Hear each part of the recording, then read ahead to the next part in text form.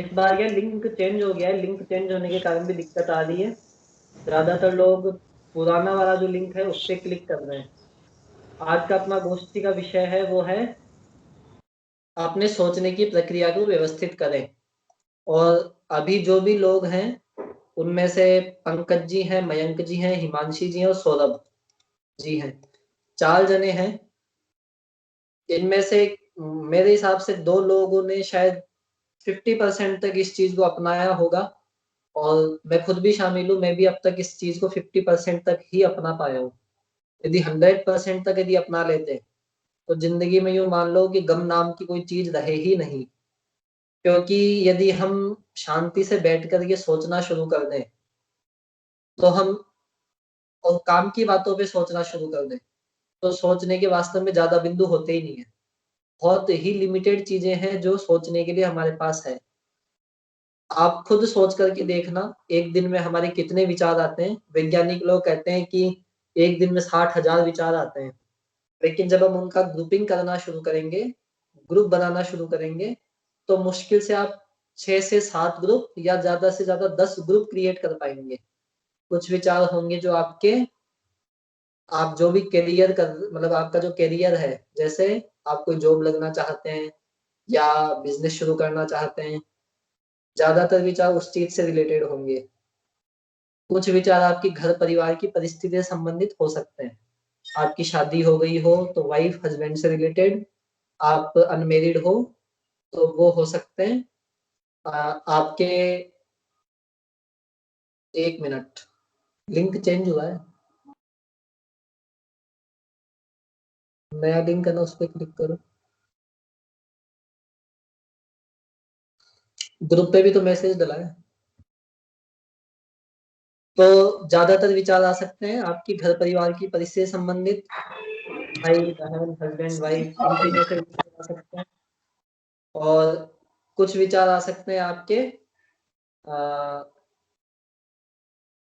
आपके हेल्थ यदि ठीक नहीं रहती है तो हेल्थ से रिलेटेड। कुछ विचार आ सकते हैं आपके, आ, आपके पहले के जो भी संस्कार हैं, सपने हैं, जैसे या तो निराशा के संस्कार होंगे तो क्या आएंगे, मैं तो बर्बाद हो गया, ये भी कोई जिंदगी है क्या, कुछ नया होना चाहिए था, ऐसे वैसे तमाम बातें आती रहेगी।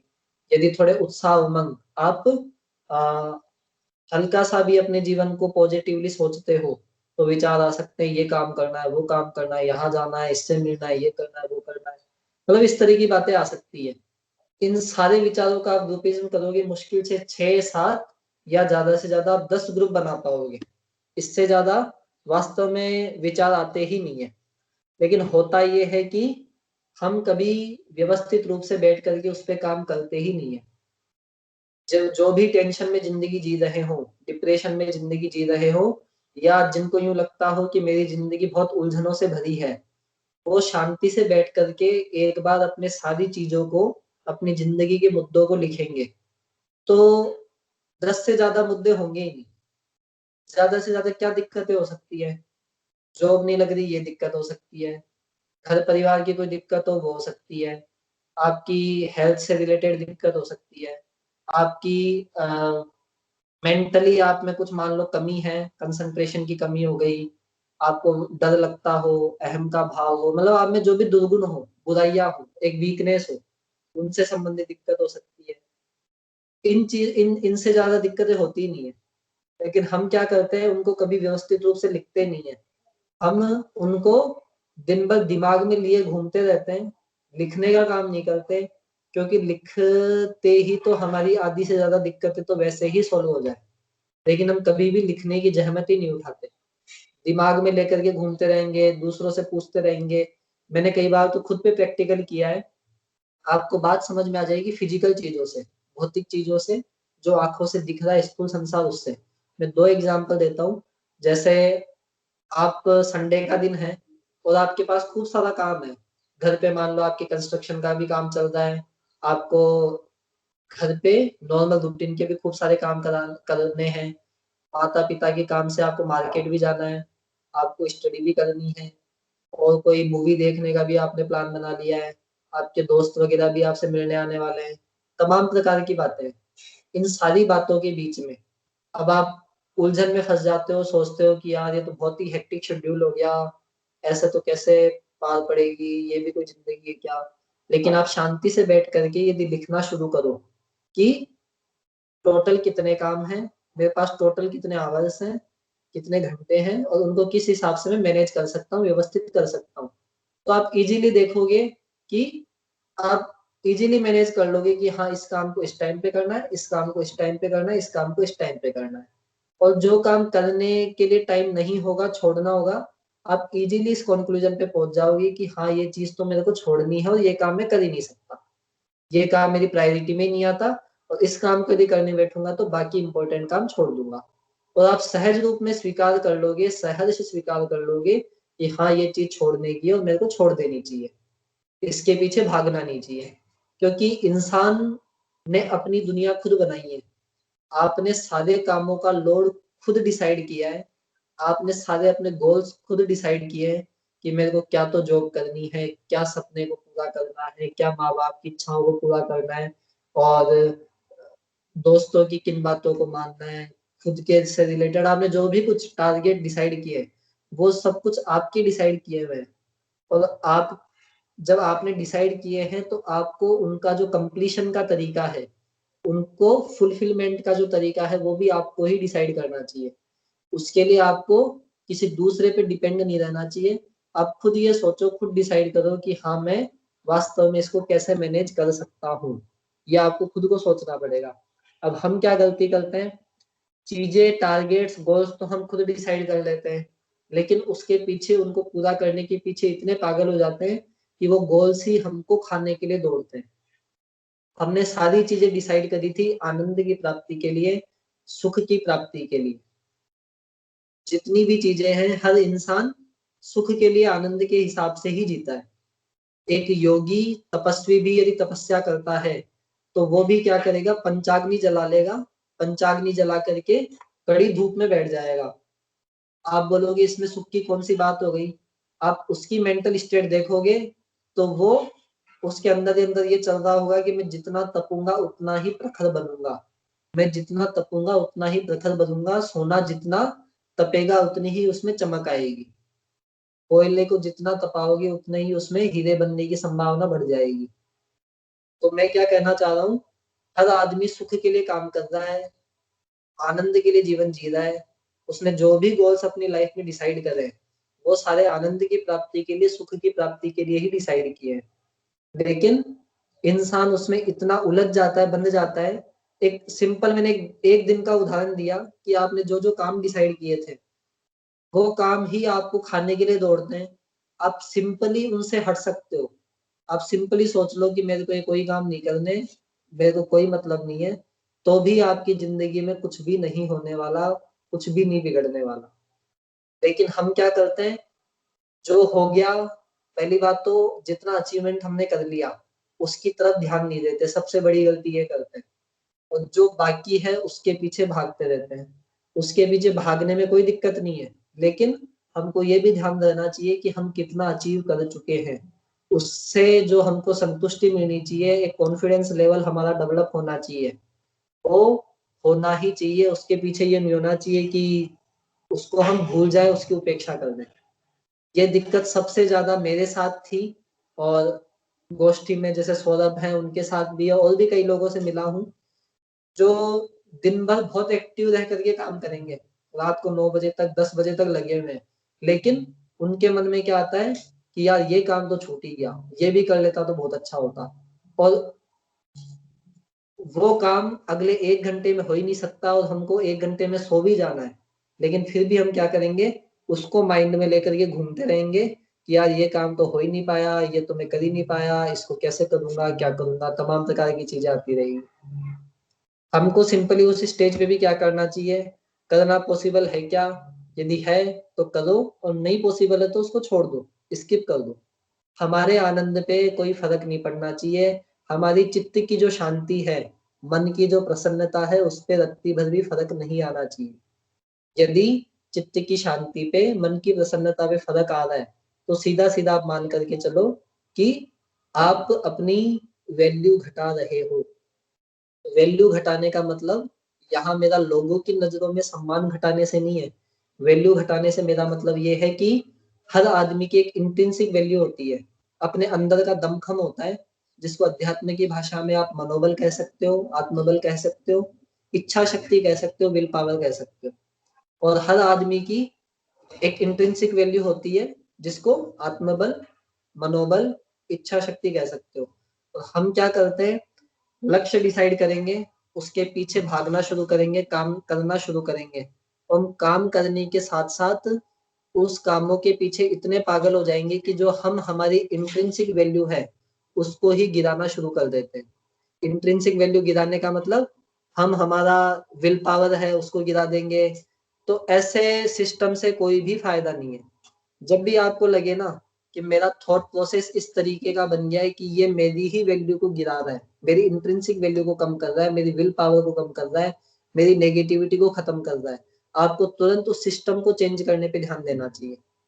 क्योंकि सिस्टम यदि ठीक है तो स्थूल आउटपुट, जो आप फिजिकली काम कर रहे हो, दिन के 10 काम सल्टाओ, चाहे 20 काम सल्टाओ, चाहे 50 काम सल्टाओ, वो कोई मायने नहीं रखता यदि आपका सिस्टम ठीक है। तो आपका यदि सिस्टम ठीक है, जैसे मान लेते हैं आपको बस से ऑफिस जाना था, अब रास्ते में निकले, बस आपकी छूट गई, बस आपकी छूट गई, रास्ते में आपके अंदर बस छूटते ही आपके अंदर नेगेटिविटी आने लग गई कि मेरा तो दिन ही खराब है, बस छूट गई, मैं ऑफिस टाइम पे नहीं पहुंच पाऊंगा, बॉस मेरे को डांटेंगे, ऐसे वैसे तमाम प्रकार की बातें चल रही है।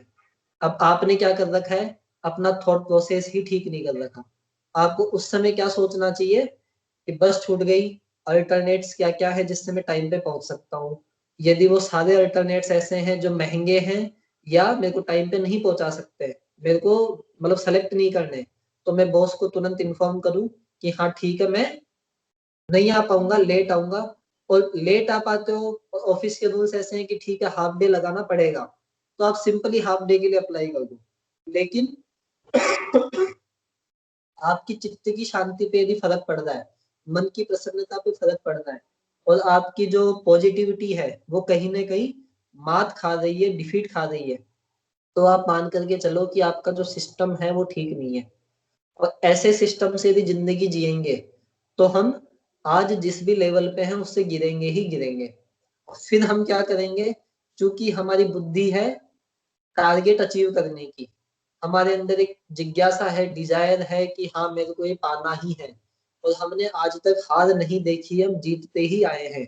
तो हम क्या करेंगे, स्थूल रूप से कोई ना कोई मापदंड निर्धारित कर लेते हैं कि आज मेरे को ये 10 काम पूरे करने ही थे, मेरे को एग्जाम में 90% मार्क्स अचीव करने ही है, मेरे को इस जॉब में सिलेक्शन पाना ही है। और इन सब का फर्क ये पड़ता है कि आप वो स्थूल टारगेट तो अचीव करो या नहीं करो, वो मायने नहीं रखता। आप वो जो भी टारगेट्स आपने डिसाइड करे हैं वो अचीव करो या नहीं करो, वो बिल्कुल भी मायने नहीं रखता। आप अपनी इंट्रिंसिक वैल्यू को कहीं ना कहीं खो दोगे, आप अपनी विल पावर में कमी ला दोगे, आपका मनोबल है उसको आप कमी ला दोगे, आत्मबल में कमी ला दोगे, आपके अंदर की जो पॉजिटिविटी है आप उसमें गिरावट ला दोगे। ये 100% डेम श्योर है, इसमें कहीं भी कोई मतलब एक यूनिवर्सल प्रिंसिपल है, नेचुरल प्रिंसिपल है, इससे बाहर कुछ हो ही नहीं सकता। इस बात को हमको अपने जहन में बिठा लेना चाहिए, और हमको अपने अंदर ऐसा सिस्टम डेवलप करे जिससे पॉजिटिविटी बढ़ती रहे, मनोबल बढ़ता रहे, आत्मबल बढ़ता रहे। क्योंकि बाहर की सफलता अर्जित करना मायने मायने नहीं रखता। बाहर की सफलता तो आपकी यदि स्थूल बुद्धि है और आप टारगेट अचीव करने को लेकर के खूब ज्यादा दृढ़ संकल्पित हो, तो आप बाहर के गोल्स तो, जिसको अपन स्थानीय भाषा में बोल सकते हैं कि छाती के जोर से भी अचीव कर लोगे। छाती के जोर से का मतलब रोते गिरते पढ़ते कैसे भी करके, दिमाग में टेंशन डिप्रेशन क्रिएट करके, दिन रात खराब करके कैसे भी अचीव कर ही लोगे, उसमें दिक्कत नहीं है। दुनिया भी आपकी वाह वाही कर देगी, उसमें भी दिक्कत नहीं है। लेकिन आप अपनी वैल्यू को घटाते जाओगे, आपके अंदर की जो पॉजिटिविटी है वो घटती जाएगी। और मैं अपनी जिंदगी में इसको खूब झेल चुका हूँ। मैंने स्थूल रूप से खूब सफलताएं अर्जित करी, चाहे डिग्री लेने की बात हो, जॉब लगने की बात हो, या और कोई अचीवमेंट हो। लेकिन विल पावर, छाती के जोर पे, या यूं मान लो पहले की जो भी जमा पूंजी थी, उसको उसके जोर पे खूब स्थूल सफलताएं अर्जित करी। लेकिन बाद में समझ में आया कि मैंने अपनी इंट्रिंसिक वैल्यू में तो बहुत ज्यादा गिरावट कर ली। इंट्रिंसिक वैल्यू में गिरावट इतनी कर ली कि वो पॉजिटिविटी नहीं बच पाई।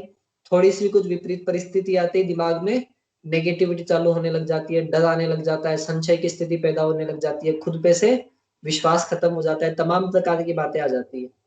तो हमको क्या करना है, अपनी इंट्रिंसिक वैल्यू को बिना खोए ऐसा सिस्टम डेवलप करना कि अपनी इंट्रिंसिक वैल्यू ना खोए और फिर हम बाहर की सफलता अर्जित करें, बहुत अच्छी बात है। आज आप स्थूल रूप से 10 काम करते हो, आज आप स्थूल रूप से 90% मार्क्स अचीव करते हो। यदि आपकी इंट्रिंसिक वैल्यू बढ़ रही है, यदि आपकी विल पावर बढ़ रही है, आपके अंदर पॉजिटिविटी कायम है, तो आप कल को 90 से 95 पे पहुंच जाओगे, 60 से 90% पे पहुंच जाओगे, और 10 कामों से आप 20 कामों से 1000 कामों तक पहुंच जाओगे, यदि अंदर का दमखम पॉजिटिविटी बरकरार है तो हमको क्या करना है, थोड़ा अंतर्मुखी बनना शुरू करना है, इंट्रोवर्ट होना शुरू करना है, खुद पे काम करना शुरू करना है कि कहीं ना कहीं में जो फिजिकल अचीवमेंट्स हैं, बाहरी अचीवमेंट्स हैं, उनके चक्कर में खुद की वैल्यू को डाउन तो नहीं कर रहा, खुद में पॉजिटिविटी में कमी नहीं आ रही है, खुद की विल पावर में कमी नहीं आ रही है, खुद की स्ट्रांगनेस जो है उसमें कमी तो नहीं आ रही है। इस बात को बराबर ध्यान रखना है। ये वास्तव में पर्सनालिटी डेवलपमेंट है, व्यक्तित्व विकास है। आप बाहर से कुछ भी अचीव कर रहे हो, वो वास्तव में विकास की प्रक्रिया है ही नहीं, वो विनाश की प्रक्रिया ही है। जब आप खुद को समाप्त करके बाहर कुछ भी हासिल कर लेते हो तो वो विनाश ही कहा जाएगा, उसको विकास नहीं कहा जा सकता। खुद का अस्तित्व आपका बना रहे, बल्कि और बेहतर हो पहले से, फिर बाहरी सफलता आप अर्जित करो, तो समझोगे आपने विकास किया। खुद का विनाश करके बाहरी संसाधन जुटा लेना, उसको विकास की श्रेणी में नहीं रखा जा सकता।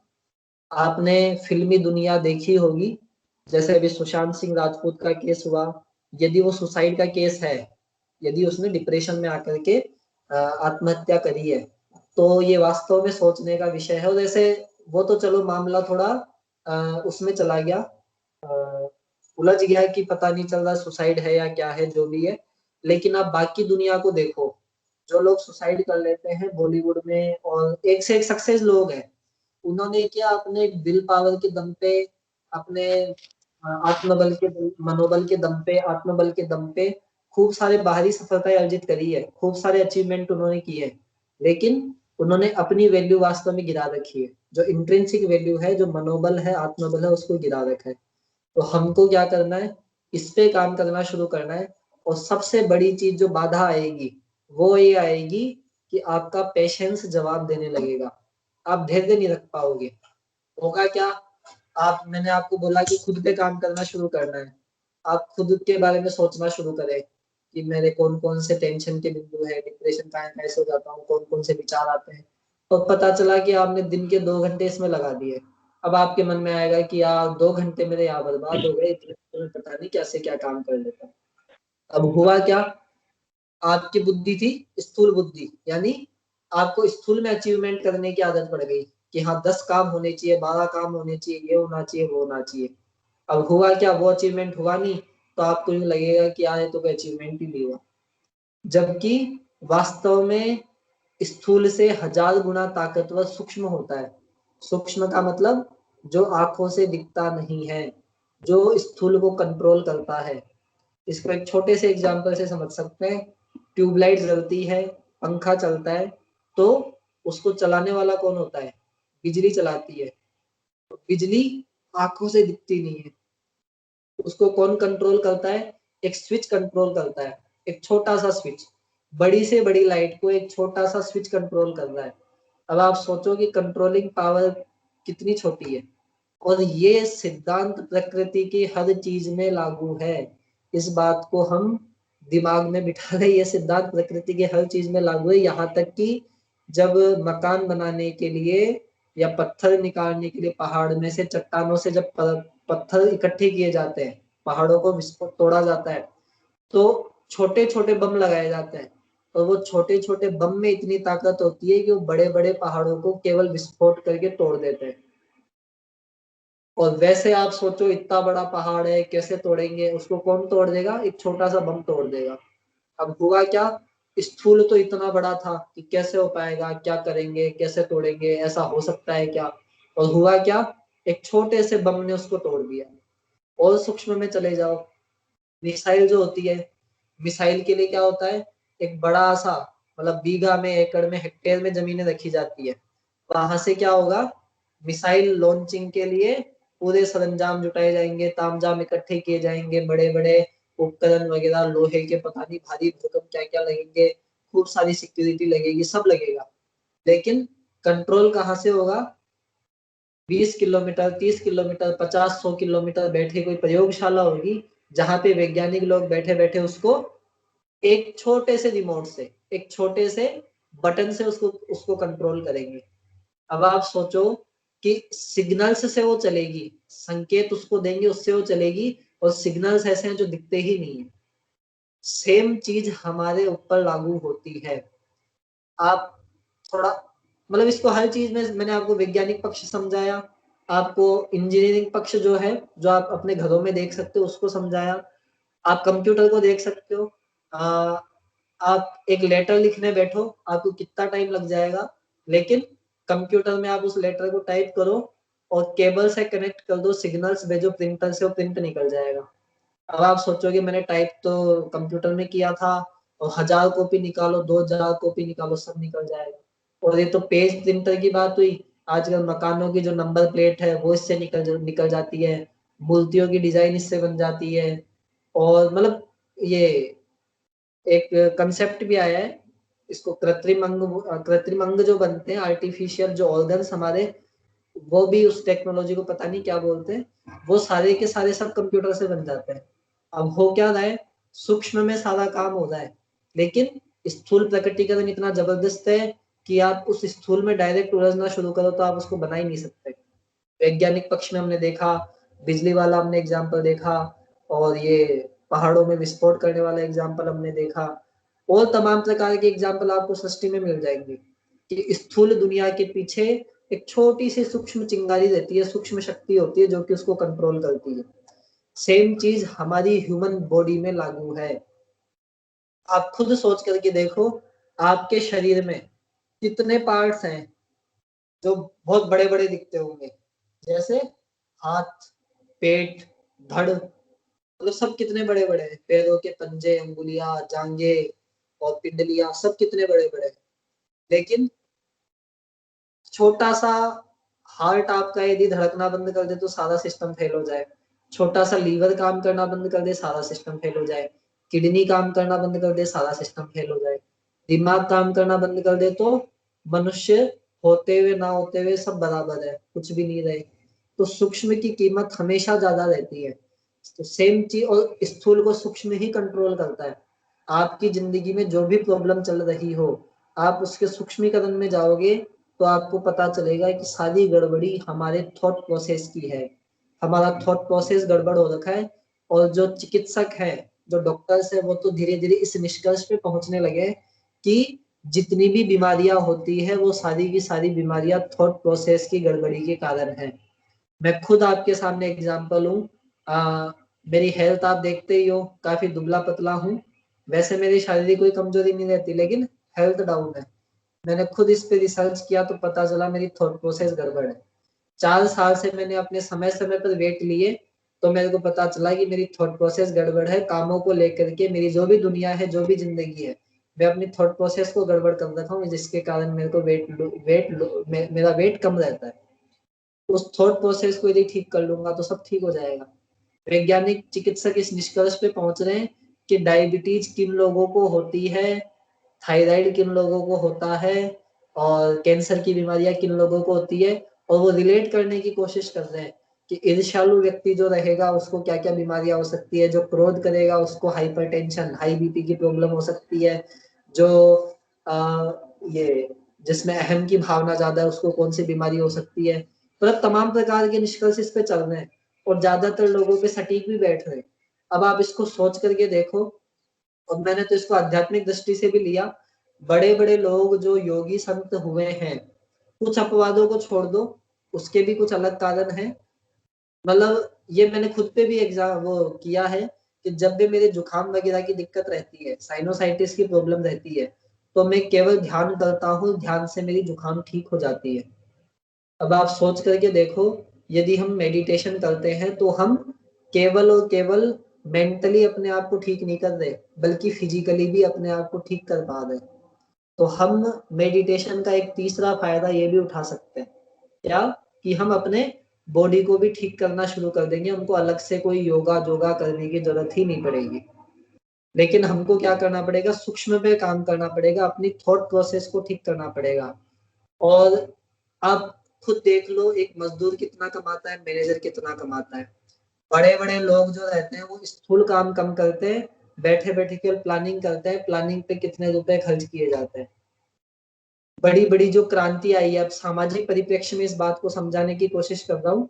बड़ी बड़ी जो क्रांति आई है, बड़े बड़े जो परिवर्तन आए हैं, चाहे लेनिन की क्रांति आई हो, भारत में क्रांति आई हो, अमेरिका के स्वतंत्रता की बात हो, अमेरिका में जो आजादी आई थी, उस अमेरिका को आजादी भारत से भी 100-150 साल पहले मिल गई थी।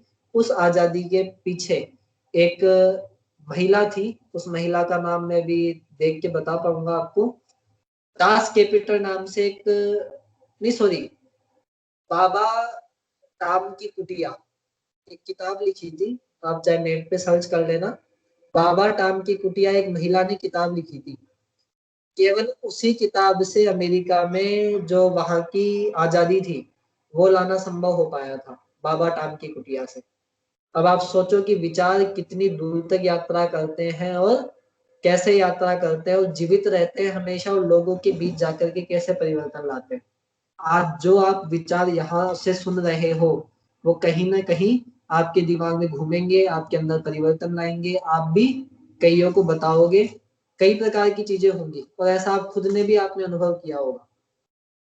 आप खुद देखना, ये जो मेरी ये पेपर में एक पेज आता है संपादकीय के नाम से, तो संपादकीय पेज में ऐसी ऐसी बातें आती है, और आप खुद देखोगे कि जो बातें आज छपी है वो बातें 10 साल बाद वास्तव में साकार होती दिखती है। अपन आर्ट्स लाइन को फालतू की मानते हैं। अपन क्या सोचते हैं कि आर्ट्स वाले तो फालतू होते हैं, ये कुछ करते धरते हैं नहीं। जबकि ज्यादातर क्या आईएएस का सिलेबस ही पूरा आर्ट्स का रहता है। क्योंकि समाज निर्माण में, राष्ट्र के निर्माण में, परिवर्तन लाने में सबसे ज्यादा जो भूमिका रहती है वो रहती है चिंतक, विचारक और दार्शनिकों की। जो आज लेख छपते हैं वो ही 10 साल बाद साकार होता दिखता है। जो आज आप फिल्में देखते हो वो ही 10-20 साल बाद साकार होती दिखती है। तो मेरा कहने का मतलब है कि हमको प्लानिंग को, चिंतन को महत्व देना चाहिए। हमको इस पे काम करना चाहिए, इससे पीछे नहीं भागना चाहिए। बड़े बड़े उद्योगपति वगैरह सब इस पे काम करते हैं। विचार ही हकीकत में बदलते हैं, विचार दूर तक यात्रा करते हैं। विवेकानंद कहते हैं कि आप वही है जो आप सोचते हैं। आपको आपके विचारों ने ही बनाया है, और यदि हमको अपने आप को ठीक करना हो तो हमको विचारों पे काम करना ही होगा। उसके बिना हम अपने आप को ठीक नहीं कर पाएंगे। अब कैसे काम करना है, बहुत सिंपल तरीके से समझा रहा हूँ। पहले हालांकि इस पे गोष्ठियां हो चुकी है। बहुत सिंपल सा काम है, एक चिंतन का लेख है, उसको भी मैं अभी शेयर कर दूंगा अपने ग्रुप पे। और जो लोग ग्रुप से नहीं जुड़े हुए वो किसी के थ्रू है तो मांग लेंगे। तो हमको सिंपल क्या काम करना है। पहला काम, मतलब हमको टोटल 4 चरणों में काम करना है। पहला चरण ये कि सजगता रखनी है कि हमारा ध्यान कहाँ पर है। सजगता रखना शुरू करें कि हमारा ध्यान किधर है और हम सोच क्या रहे हैं। जैसे जैसे आपका ध्यान जाए आप तुरंत सोचना शुरू करें कि मैं क्या सोच रहा हूँ, मेरा चिंतन कहाँ जा रहा है।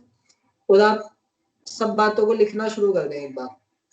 मतलब स्थूल की बातें हो, चाहे सूक्ष्म की बातें हो, चाहे भूत की बातें हो, चाहे भविष्य की बातें हो। भूत की बात आई, उस लड़की ने मेरे को धोखा दे दिया, हाँ लिख लो कि इसने मेरे को धोखा दे दिया। आपके दिमाग में आया कि हाँ चक्की में जाना है, गेहूं पिसा करके लाने हैं, लिख लो। आपके दिमाग में आया सिलेंडर खत्म हो गया, गैस भरवा के लानी है, लिख लो। आपके दिमाग में आया कि मेरे को पढ़ाई करनी है, मेरिट में टॉप आना है, लिख लो। आपके दिमाग में आया मेरी माँ मेरे को ऐसे ऐसे कह रही थी, लिख लो। मेरा दोस्त मेरे को गालियां दे रहा था, लिख लो। जितनी बातें हैं सब कुछ एक बार लिख डालो। फिर सोचना शुरू करो कि इनमें से काम का विचार कौन सा है।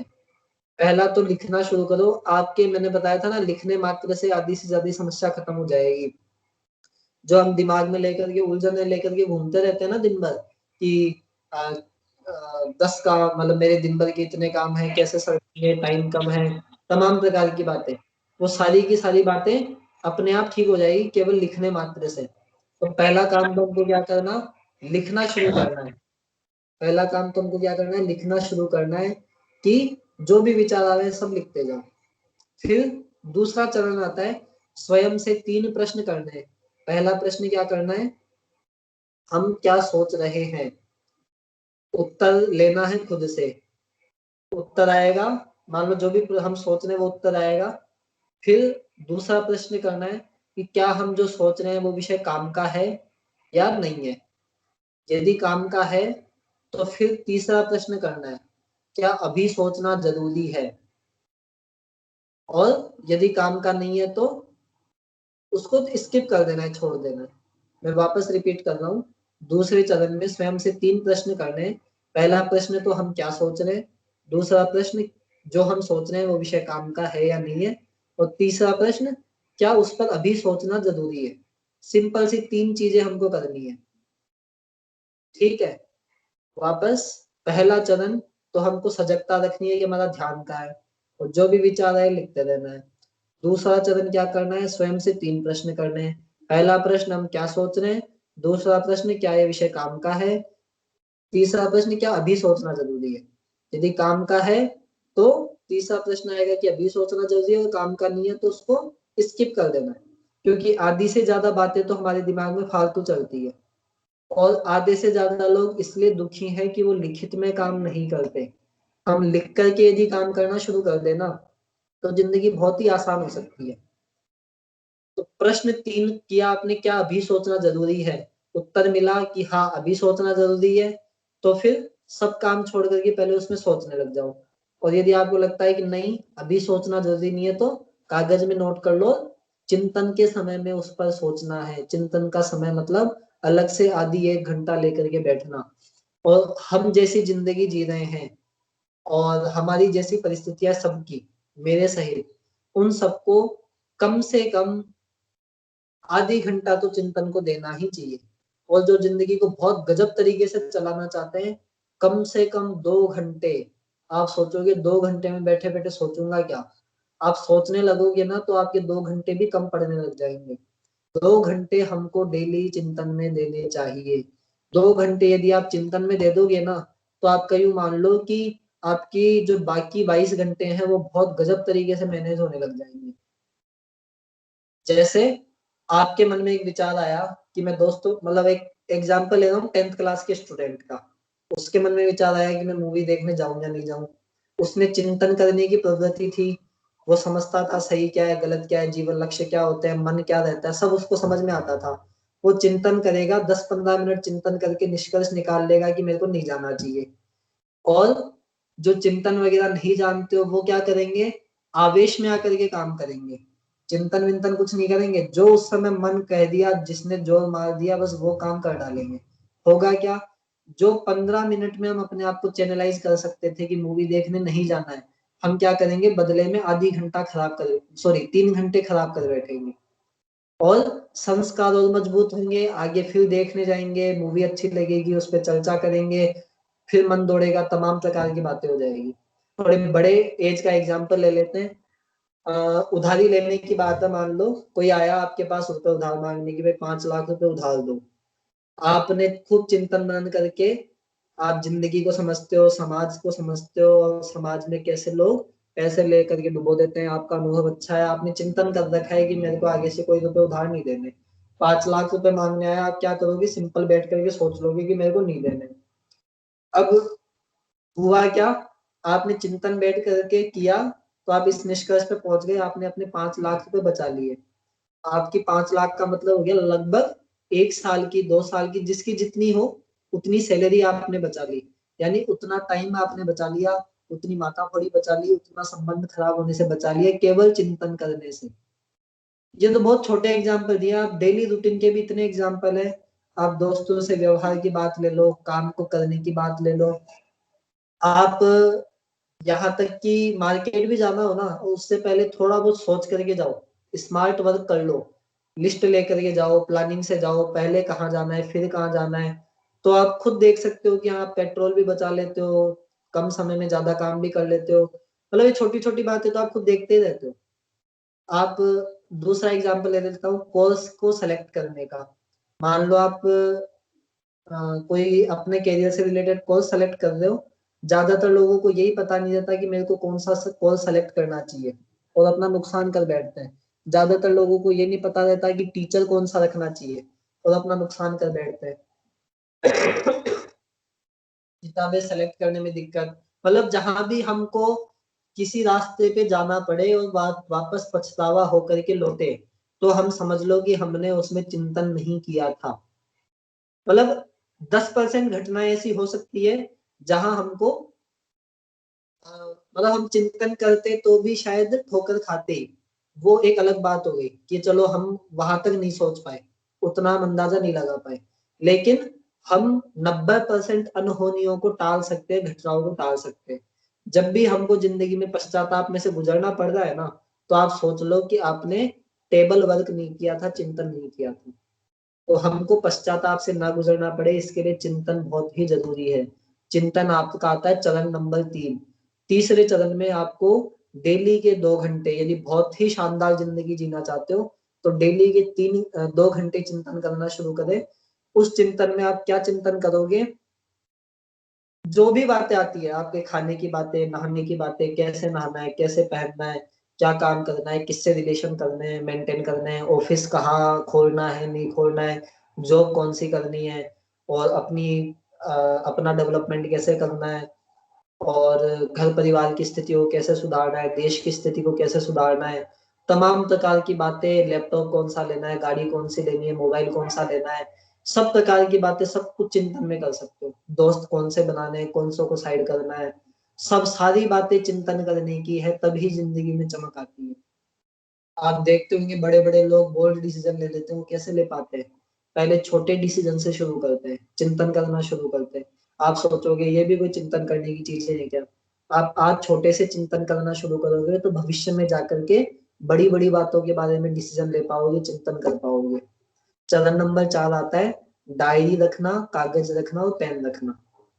चरण नंबर 4 आता है एक डायरी बना करके रखे चिंतन की, कागज रखना, अपने जेब में हमेशा कागज और पेन रखें, क्योंकि विचार आपसे पूछ करके नहीं आने वाले। जैसे मौत के लिए कहते हैं ना कि मौत कभी भी आ सकती है, वैसे ही विचार भी हमसे पूछ करके नहीं आने वाले। मैं तो कहता हूँ आप चाहे नहाने जाओ, चाहे वॉशरूम में जाओ, चाहे आप रास्ते में चल रहे हो, कुछ भी कर रहे हो, आपके लिए एक एक विचार कीमती है। आप टू व्हीलर भी चला रहे हो, आपके दिमाग में कोई विचार आ गया ना, तो पहले गाड़ी रोको, पहले उस विचार को लिखो, क्योंकि विचार इतने सस्ते नहीं है। मैंने बोला ना, विचारों के ऊपर करोड़ों रुपए खर्च किए जाते हैं। बड़ी बड़ी क्रांतियां विचारों से आती है, तो विचारों को हल्के में नहीं लेना चाहिए। आज आपके कोई विचार आया और वो विचार कब क्या परिवर्तन ला दे, आसान चीज नहीं, और वो हल्का सा विचार स्किप हो गया तो समझ लो कि आपने बहुत बड़ा नुकसान कर दिया। और अब तक हम यदि महान नहीं बन पाए हैं या एक औसतन स्तर जी रहे हैं, तो आप पक्का मान करके चलो कि हमने कभी विचारों पे काम किया ही नहीं, क्योंकि विचारों पे यदि काम कर लेते तो जिंदगी में चमक आना पक्की बात थी। जिंदगी में चमक आना पक्की बात थी यदि हम विचारों पे काम कर लेते तो हमने आज तक, हम औसतन जीवन जी रहे हैं, एक आम आदमी की जिंदगी जी रहे हैं। इसका सीधा सा मतलब है कि हमने अपने विचारों पे काम नहीं किया, हम अंतर्मुखी नहीं बने। तो हमको क्या करना है? विचारों पे काम करना शुरू करना है। मैं वापस रिपीट कर रहा हूँ, विचार शक्ति को नियंत्रित करने का तरीका। चरण नंबर 1, सजगता रखनी कि ध्यान कहाँ है, कौन कौन से विचार आ रहे हैं, लिखते जाओ। चरण नंबर 2, स्वयं से 3 प्रश्न करने। पहला प्रश्न, हम क्या सोच रहे हैं, उसका उत्तर लेना है खुद से। प्रश्न नंबर 2, क्या ये विषय काम का है, उत्तर लेना है खुद से। यदि काम का है तो प्रश्न नंबर 3 पे जाएंगे, यदि काम का नहीं है तो ध्यान उस विषय से हटा करके हम वर्तमान के काम में लगा देंगे। प्रश्न नंबर 3, क्या अभी सोचना जरूरी है? जवाब मिलता है कि हाँ अभी सोचना जरूरी है, तो अभी सोचो। जवाब मिलता है नहीं, जैसे मान लो विचार आया कि यार ऊपर कुछ आवाज आ रही है, जरूर आग लगी होगी। आप सोचो क्या ये विषय काम का है, आप बोलोगे काम का है। आप बोलोगे काम क्या अभी सोचना जरूरी है? आप यदि सोच लेते हो कि नहीं अभी सोचना जरूरी नहीं है, इसके बारे में तो बाद में सोच लेंगे, आग लग जाएगी, नुकसान हो जाएगा। तुरंत हम सोचें कि हाँ अभी सोचना जरूरी है, सारे काम छोड़ करके उस काम में लगना है, और ये सारी प्रोसेस होगी बहुत जल्दी। इसमें हमको इतना टाइम नहीं लगेगा कि हम सोचने बैठ जाए हाँ काम का है क्या, कितना सामान रखा होगा, गणित लेके कैलकुलेटर लेके बैठ जाए, हिसाब लगाने लग जाए, कितने का नुकसान हो रहा है, क्या हो रहा है, लग जाने दो अच्छी बात है। मतलब सब क्विक डिसीजन होंगे, और धीरे धीरे इतनी गजब आदत पड़ जाएगी। आपने कई लोगों को देखा होगा जो ग्रुप डिस्कशन में बैठते हैं, ग्रुप मीटिंग्स करते हैं, बहुत तेजी से डिसीजन लेते हैं, तुरंत डिसीजन ले लेते हैं। आप कई इंटरव्यू में भी जाते होंगे जहां आपको तुरंत डिसीजन लेना है कि नौकरी लेनी है, ऑफर एक्सेप्ट करना है या रिजेक्ट करना है, सब कुछ तुरंत डिसीजन ले पाते हैं।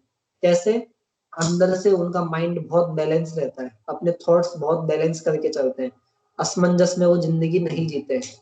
तो हमको भी क्या करना है, असमंजस में जिंदगी नहीं जीनी, एक एक विचार पे काम करना है, विचार शक्ति को पकड़ना शुरू करना है। एक बात को हमेशा दिमाग में रखें, शरीर से ज्यादा कीमती है समय, समय से ज्यादा कीमती है हमारे विचार। शरीर से ज्यादा कीम सॉरी, एक चरण और छूट रहा है। पैसे से ज्यादा कीमती है शरीर, शरीर से ज्यादा कीमती है समय, और समय से ज्यादा कीमती है विचार शक्ति। यानी आप जिस पैसे के पीछे भाग रहे हो, जिस स्थूल अचीवमेंट के पीछे भाग रहे हो, उससे कहीं ज्यादा खजाना तो हमारे दिमाग में पहले से चल रहा है, एक एक विचारों के द्वारा।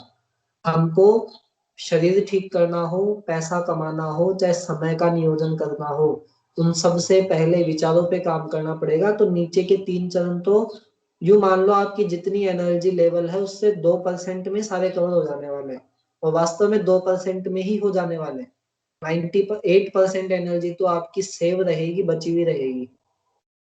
तो हमको ये वाला काम करना, और धीरे धीरे आपको अंदर से इतना रिफाइनमेंट हो जाएगा, शोधन हो जाएगा, अपना आपको विकास का इतने रास्ते खुलेंगे, यहाँ से आपके अंदर प्रश्न आना शुरू होंगे, यहाँ से आपके अंदर से समस्याएं खड़ी होना शुरू होगी, आपके अंदर एक महाभारत छिड़ना शुरू होगा। आप पूछना शुरू करेंगे कि मेरे ये अंदर कमियां हैं, ये है वो है, एकाग्रता की कमी है, ईर्ष्या द्वेष है, अहम भाव है, डर लगता है, भविष्य को लेकर के चिंता है। तमाम प्रकार की बातें आपको पता चलने लगेगी जब खुद के अंदर झांकना शुरू करोगे। अब आप बोलोगे कि मैं तो नहीं झांक रहा था, उससे पहले ही शांति थी।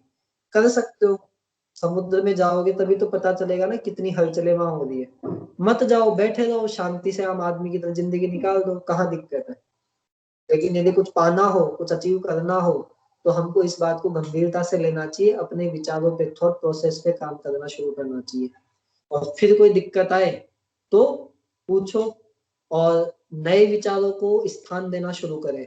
नहीं तो हमारी जिंदगी हो जाएगी बिल्कुल रोबोटिक, जैसे दुनिया जी रही है वैसे जीते आएंगे। क्या करेंगे? नौकरी करेंगे, शादी करेंगे, बच्चे करेंगे, और फिर बच्चों की पढ़ाई की चिंता करेंगे, उनकी नौकरी लगवाएंगे, बस इसी विशियस सर्किल में, इसी गोल चक्र में घूम करके अपनी जिंदगी खराब कर लेंगे। तो हमको इस गोल चक्र से बाहर निकलना है, कुछ अलग हट करके सोचना शुरू करना है, नवीन विचारों को अपनी जिंदगी में स्थान देना है। तो धीरे धीरे परिवर्तन आना शुरू हो जाएगा। अभी आपके कोई प्रश्न हो चिंतन को लेकर के, कैसे करना हो, डायरी या कैसे बनानी हो, या आप अभी पहले से कुछ कर रहे हो, तो पूछ सकते हो कि कौन कौन सी डायरी बना रखी है, नहीं बना रखी। अब तक किसी ने चिंतन में काम किया, उनको दिक्कतें आई हो तो उस पे पूछ सकते हो। हाँ, एक चीज की मैं गारंटी देता हूँ, आप इस पे काम करोगे ना, तो प्रश्न नंबर जो 2 है कि क्या यह विषय काम का है, तो आपके ज्यादातर जवाब यही मिलेंगे कि विषय काम का नहीं है। मतलब फालतू के विचार आते हैं हमारे दिमाग में, ज्यादातर काम के विचार तो बहुत कम आते हैं। तो आपको भी लगेगा कि यार ये तो जिंदगी बहुत आसान है, इतनी टेंशन लेकर के मैं घूम रहा था, वास्तव में इतनी टेंशन वाली चीज है ही नहीं। तो सिंपल सी प्रक्रिया है, और आराम से इससे निकल जाओगे, और टेंशन डिप्रेशन का तो काम ही नहीं है। जिंदगी इतनी आसान है कि आराम से हंसते खेलते जी जा सकती है, और इतने हम सब समर्थ हैं, समृद्ध हैं कि रोटी कपड़े मकान की तो चिंता ही नहीं है। तो इतना उलझने की जरूरत ही नहीं है कि हम अपने सपने खुद बुन रहे हैं और वो सपने हमको खाने के लिए दौड़ रहे हैं। तो हम अपने बनाए हुए संसार में उलझे नहीं, जैसे मकड़ी होती है कई बार अपने बनाए हुए जाले में ही उलझ जाती है और मर जाती है वहीं पे, हमने भी अपनी स्थिति वैसी ही कर रखी है। अपनी खोपड़ी में ऐसे विचारों का जालों का निर्माण कर रखा है। जो मैं एग्जांपल दे रहा था सुशांत सिंह का, यदि सुसाइड था तो अपने दिमाग में ऐसा आदमी पैक कर लेता है कि मैं दोस्त के से शेयर करूंगा तो मेरी इमेज खराब हो जाएगी, फेसबुक पे इंस्टाग्राम पे कहीं कुछ कमेंट डाल दूंगा तो मेरा ऐसे हो जाएगा। मतलब सारे दरवाजे बंद कर लेता है और फिर क्या करता है, खुद को खत्म कर लेता है। तो हम इससे बाहर निकले। कोई प्रश्न हो तो अभी शांति पाठ के बाद आप पूछ लेना। और युवा गोष्ठी का अपना यूट्यूब का लिंक है, वो लिंक मैं पहले 2 गोष्ठियों में जिक्र कर चुका हूँ, शेयर नहीं कर पाया था, अभी शेयर कर देता हूँ। तो वहां अपनी जो भी गोष्ठी है वहां आप सुन सकते हैं। और अपने दोस्त वगैरह जो भी हो उनको भी गोष्ठी सुनानी हो तो यूट्यूब चैनल पे चले जाए, उसको सब्सक्राइब कर ले, या फिर 30 दिन तक अपनी जो स्काइप चैट है उस पे भी अपनी गोष्ठी अवेलेबल रहती है, वहां से भी देख सकते हैं। और कोई प्रश्न हो तो शांति पाठ के बाद पूछ सकते हैं, अभी शांति पाठ के साथ समाप्त करते हैं।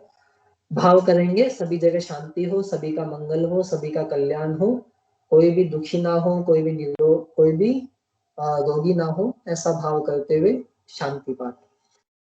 ओम द्योः शांति अंतरिक्षद्वं शांतिः पृथिवी शांतिरापः शांतिरोषधयः शांतिः वनस्पतयः शांतिर्विश्वे देवाः शांतिर्ब्रह्म शांतिः सर्वगं शांतिः शांतिरेव शांतिः सामा शांतिरेधि। ओम शांति शांति शांति सर्वारिष्टसु शांतिर्भवतु।